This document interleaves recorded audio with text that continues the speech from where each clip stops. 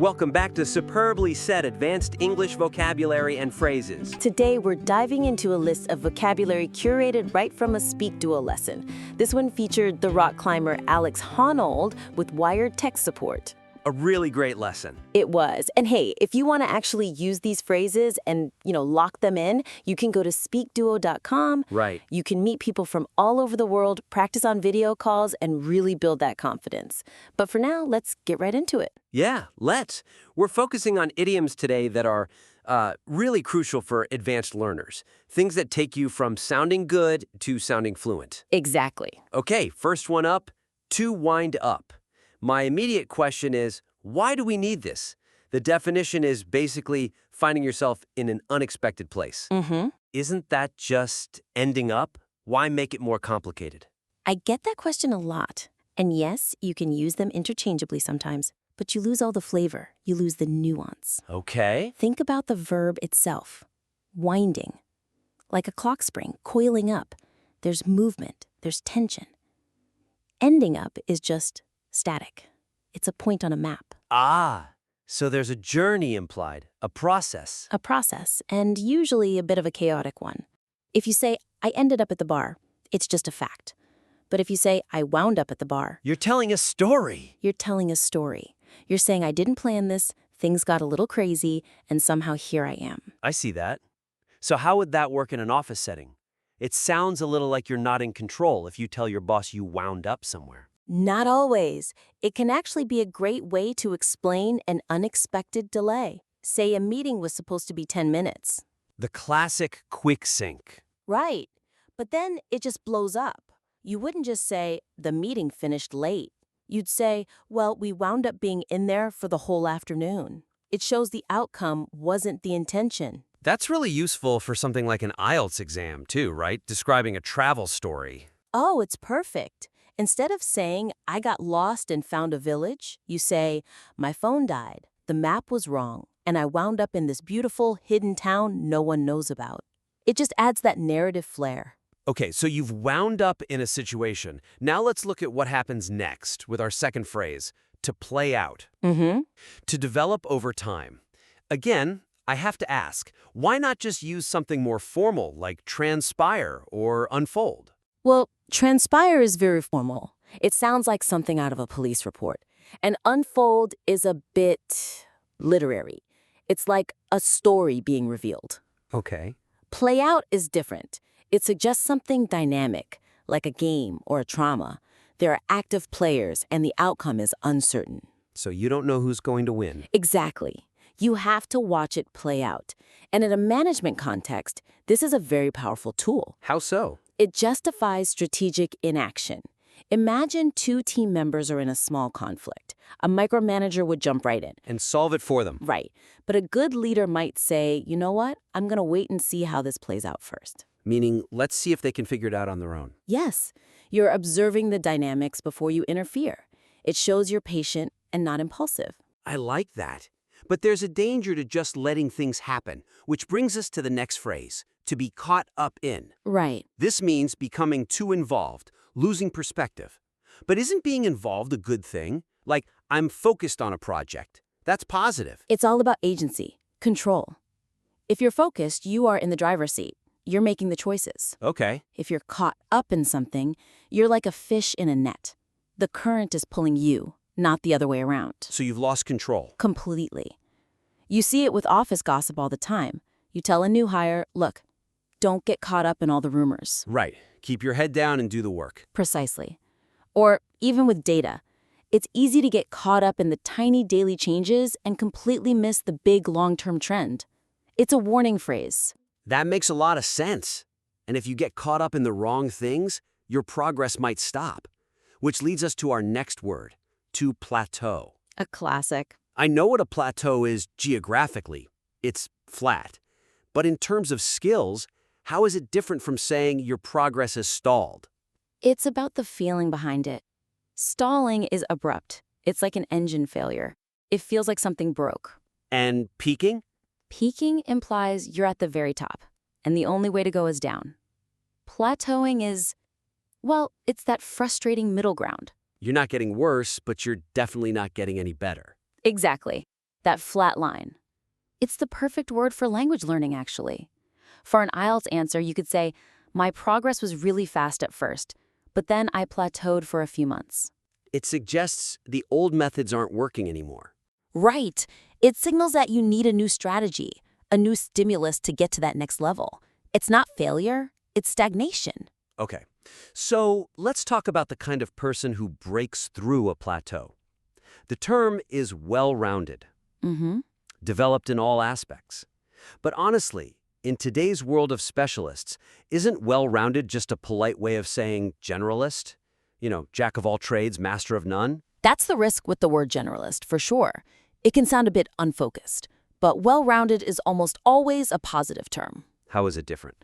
It doesn't mean you lack a specialty. It means your specialty is supported by other strong skills.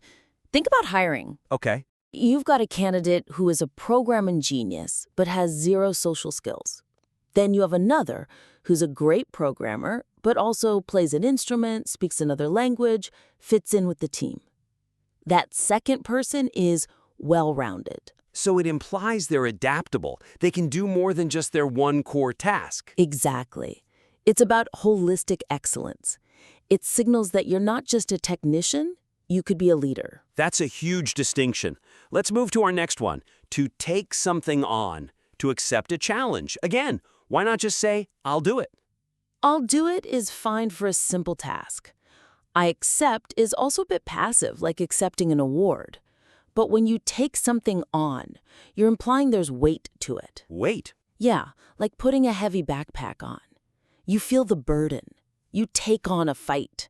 You take on a failing project. So it has a sense of struggle built into it. And strength. If you want a promotion, you don't say, I can do that project. You say, I want to take on that project. It communicates that you know it's hard and you're ready for the challenge. It's a power move. I like that. It reframes the work.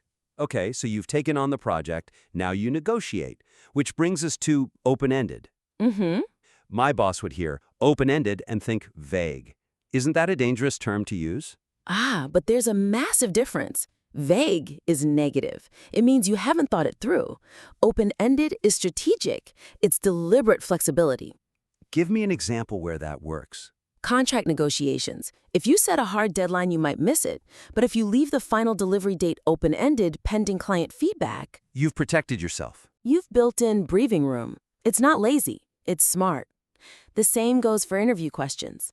Tell me about yourself is an open-ended question. It's designed to see how you think, not to get one right answer. Got it. So it's about planned flexibility. But sometimes that flexibility can be a problem, which leads to our final phrase, a slippery slope. A great one for making an argument.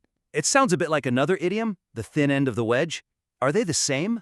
They're very similar, but slippery slope has a different feel. It's about physics. It's about momentum and inevitability.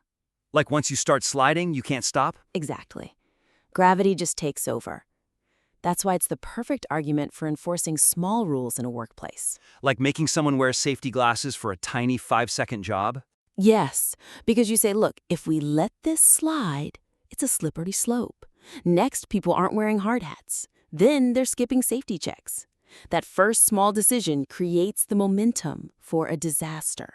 It really raises the stakes. It does. It shuts down the whole, it's just this one time argument. Okay, that was a fantastic breakdown. Now, I think it's time to see if everyone listening has been paying attention. It is quiz time. We're going to read a sentence, give you 3 options, and see if you can nail the meaning. I'll read the situation and the options A, B, and C. And remember, Feel free to pause the podcast here if you need to think about the answer. Take your time. all right, let's start. Question 1. I intended to just drop by the office for a minute, but I wound up staying for 4 hours. What happened? Option A, I deliberately extended my visit to resolve a complex issue. Option B, I unexpectedly found myself remaining there for a long time. Or option C, I successfully concluded the meeting earlier than scheduled. Focus on that phrase, wound up. What does that journey feel like? The correct answer is option B, I unexpectedly found myself remaining there for a long time. Exactly. That chaotic, unplanned journey we talked about. It happened to you. Okay. Question 2. The manager decided not to intervene yet. She wanted to see how the situation would play out first. Option A, she needed to prevent the conflict from escalating further. Option B, she wanted to analyze the past causes of the problem. Option C, she wanted to observe how the events developed over time. What is she doing by letting it play out?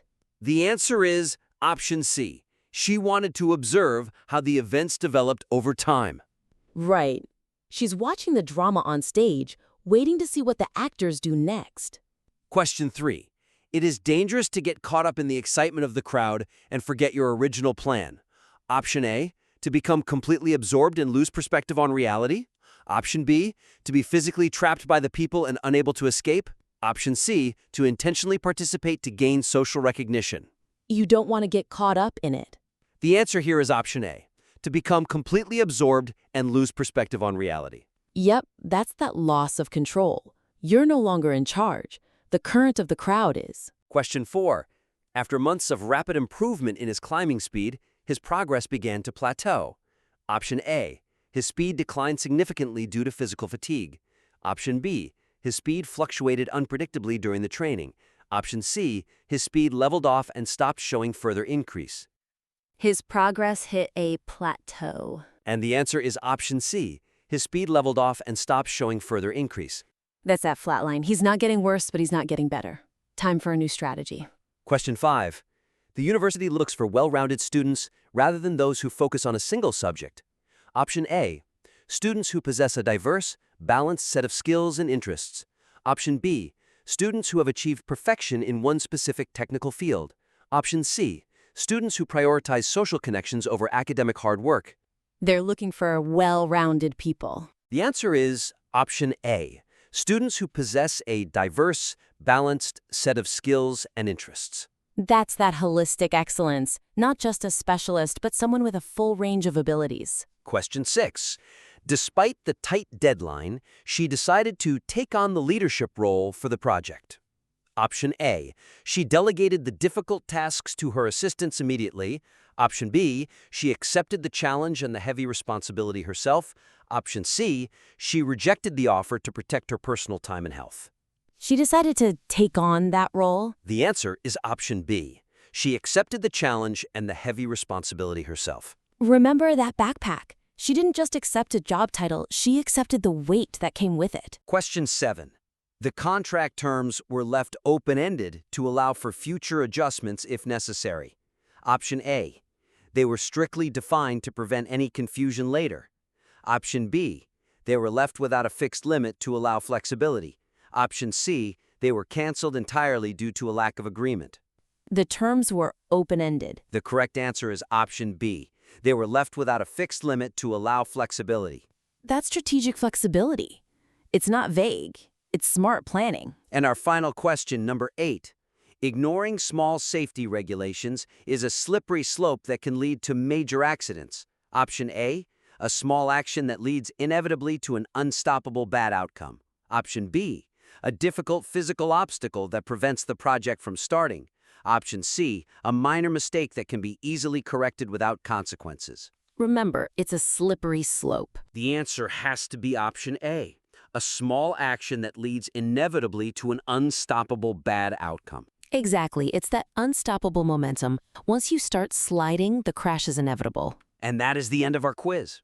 If you did well on that, you really have a good grasp of the nuance here. Absolutely. And using these phrases, things like saying take on instead of do, or plateau instead of just stop improving, it really does change how people perceive you. It's a subtle but really powerful shift. It is. So, just a quick recap. We covered to wind up, to play out, to be caught up in, to plateau, well-rounded, to take something on, open-ended, and a slippery slope. And remember, the only way to really make these a part of your active vocabulary is to use them. Which you can do by checking out the SpeakDuo link in the show notes. Practice with real people. It's the fastest way to learn. It really is. Thanks for tuning in today. We'll see you next time. Goodbye.